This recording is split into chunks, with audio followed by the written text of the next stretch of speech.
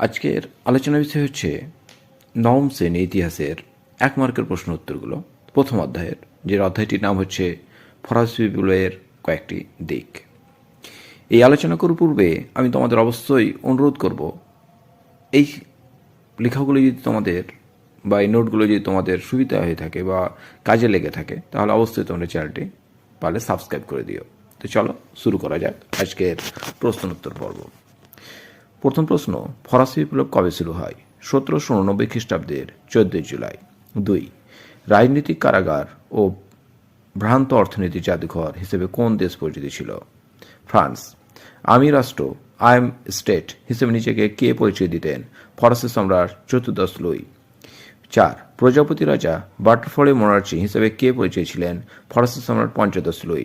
5, অর্থলোলুপ নেকড়ে কাদের বলা হতো? ইন্টেন্ট নামক কর্মচারীদের।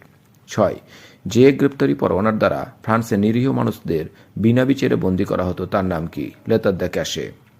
7, যে রাজকীয় পরোয়ানার দ্বারা ফ্রান্সের অপরাধী ব্যক্তিকে বিনা বিচারে ছেড়ে দেওয়া হতো তার নাম কি? লেতার দ্য গ্রেস। 8 নম্বর প্রশ্ন, কোন দার্শনিক ফ্রান্সকে রাজনৈতিক কারাগার বলে অভিহিত করেছেন? দার্শনিক ভলতেয়ার। 9, ফরাসি বিপ্লবের সময় ফ্রান্সের রাজা কে ছিলেন? ষোড়শ লুই। 10, ষোড়শ লুইয়ের স্ত্রীর নাম কি ছিল? মেরি আন্তোয়ানেত। 11 নম্বর, কে ফ্রান্সকে একটি ভ্রান্ত অর্থনীতির জাদুঘর বলে অভিহিত করেছেন? Adam Smith. 12, অস্ট্রিয়ারিজম রেজিম কথার অর্থ কি? পুরনো শাসন। 13, ফরাসি বিপ্লবের সময় ফ্রান্সের রাজধানী কোথায় ছিল? ভার্সাই শহরে। 14, ফ্রান্সে সুবিধাভোগী শ্রেণী বলতে কাদের বোঝায়? যাজক ও অভিজাত শ্রেণীকে। 15 নম্বর প্রশ্ন, যাজকেরা রাষ্ট্রকে কোন কর দিত? ইচ্ছামতো দান বা স্বেচ্ছাকর ও দেমিম নামক কর দিতেন। 16, পৈশী চুক্তি বা কন্ট্রাক্ট অফ পৈশী কবে স্বাক্ষরিত হয়? 1561 খ্রিস্টাব্দে। 17, ফ্রান্সে প্রচলিত প্রত্যহ করগুলির নাম লেখো। ফ্রান্সে 3টি প্রত্যহ কর প্রচলিত ছিল, সেগুলো হলো টেইলি, ভিংটিয়াম ও ক্যাপিটেশন। 18 নম্বর, ফ্রান্সে প্রচলিত কয়েকটি করের নাম। প্রত্যহ কর ছিল টেইলি, যেগুলো সম্পত্তি কর; ভিংটিয়াম ব্যবসা ও জমি থেকে আয় করা কর; ক্যাপিটেশন উৎপাদন কর। পরোক্ষ করগুলোর মধ্যে ছিল টাইদ বা ধর্মকর, গ্যাবেল লবণ কর, এডস মদের উপর ধার্য কর, বানালিতে গম বা জব ভাঙানোর জন্য কর, পেঁয়াজ পথঘাট সেতু ও খেয়াঘাটের উপর নির্ধারিত কর, করবি বেগাশ্রম। 19 নম্বর প্রশ্ন, বিপ্লব পরবর্তী সময়ে ফ্রান্সের সমাজ ব্যবস্থা কয়টি ভাবে বিভক্ত ছিল? 3টি শ্রেণীতে। 20, ফ্রান্সের প্রথম সম্প্রদায় বলতে কাদের বোঝায়? যাজকদের। 21, ফ্রান্সের দ্বিতীয় সম্প্রদায় বা দ্বিতীয় শ্রেণীর লোক কারা ছিলেন? অভিজাত সম্প্রদায়। 22, সুবিধাভোগীদের দেশ কাকে বলা হয়? ফ্রান্সকে।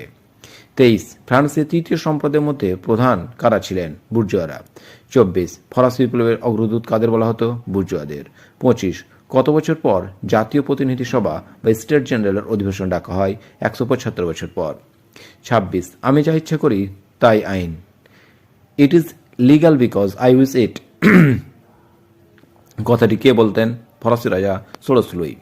27, কে কবে দ্য স্পিরিট অফ লস গ্রন্থটি লেখেন? 1748 খ্রিস্টাব্দে চার্লস দ্য মন্তেস্কো।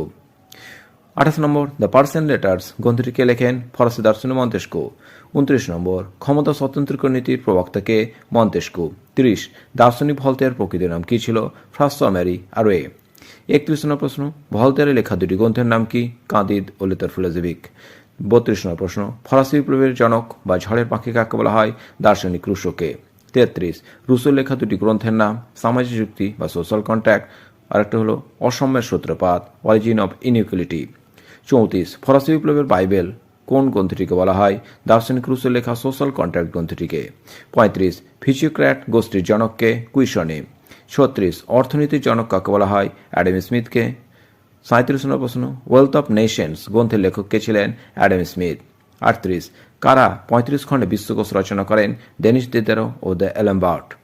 39 নম্বর প্রশ্নটা হচ্ছে, ষোড়শ লুই কবে সিংহাসনে বসেন? 1774 খ্রিস্টাব্দে। 40 নম্বর, কবে কোথায় 175 বছর পর স্টেট জেনারেল সভা বসে? 1789 খ্রিস্টাব্দে 5 মে ভার্সাই শহরে। 41 নম্বর প্রশ্ন, টেনিস কোর্টের শপথ কবে অনুষ্ঠিত হয়? 1789 খ্রিস্টাব্দে 20 জুন। 42 নম্বর প্রশ্ন, ফরাসি বিপ্লবের সময় বাস্তেল দুর্গের অধিকর্তা কে ছিলেন? দ্য লুনে। 43 নম্বর প্রশ্ন, ফ্রান্সের প্রথম লিখিত সংবিধান কবে প্রকাশিত হয়? 1791 খ্রিস্টাব্দে।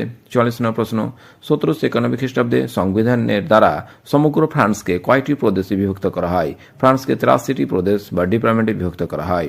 45 নম্বর প্রশ্ন, ফরাসি সংবিধান সভা যে কাগজে নোট চালু করেন তার নাম কি? অ্যাসাইনেট। 46 নম্বর, civil constitution of the clergy বা ধর্মযজ্ঞ সংবিধান কবে গঠিত হয়? 1791 খ্রিস্টাব্দে। 47, 16 লুইকে কোন দুর্গে বন্দী রাখা হয়? টেম্পল দুর্গে। 48 নম্বর, দ্বিতীয় ফরাসি বিপ্লব কবে হয়? 1791 খ্রিস্টাব্দে। 49 নম্বর, 16 লুইকে কবে হত্যা করা হয়? 1793 খ্রিস্টাব্দের 21 জানুয়ারি। 50, ফ্রান্সের বিরুদ্ধে প্রথম শক্তিজোট কবে গঠিত হয়? 1793 খ্রিস্টাব্দে। 51 প্রশ্ন, ভার্মির যুদ্ধ কবে হয়? 1792 খ্রিস্টাব্দে। 52 প্রশ্ন, সন্ত্রাসের রাজত্বকালের সময়কাল লেখো। 1793 খ্রিস্টাব্দে 2 জুন থেকে 1794 খ্রিস্টাব্দে 27 জুলাই পর্যন্ত, অর্থাৎ 13 মাস। 53 প্রশ্ন, সন্ত্রাসী শাসনের প্রাণপুরুষ কে ছিলেন? রোবসপিয়ার। 54 প্রশ্ন, মহীশূরের শাসক টিপু সুলতান ফ্রান্সের কোন ক্লাবের সদস্য ছিলেন? জ্যাকুইন ক্লাবের। 55 নম্বর, টিপু সুলতান কোথায় স্বাধীনতার বৃক্ষরোপণ করেন? মহীশূরে। 56 প্রশ্ন, বাউন শিখের ঘোষণাপত্র কবে জারি হয়? 1792 খ্রিস্টাব্দের 25 জুলাই। 57 প্রশ্ন, ব্যক্তি ও নাগরিক অধিকার সময়ের ঘোষণাপত্র কবে ঘোষিত হয়? 1789 খ্রিস্টাব্দের 26 আগস্ট। 58 প্রশ্ন, পৃথিবীর প্রথম সববৃহৎ বিপ্লব কোনটি? 1789 খ্রিস্টাব্দের ফরাসি বিপ্লব। 59 নম্বর প্রশ্ন, ফরাসি বিপ্লবের আদর্শ কি ছিল? সাম্য, মৈত্রী ও স্বাধীনতা।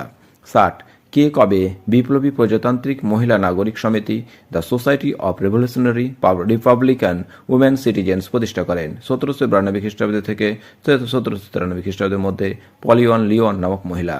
কে কবে declaration of rights of women রচনা করেন? 1752 খ্রিস্টাব্দে অলিম্পিস দ্য গোজেস। 62 নম্বর প্রশ্ন, ফ্রান্সে কবে সামন্ত প্রথা অবস্থান ঘটে? 1789 খ্রিস্টাব্দের 4 আগস্ট। 63 নম্বর প্রশ্ন, ফরাসি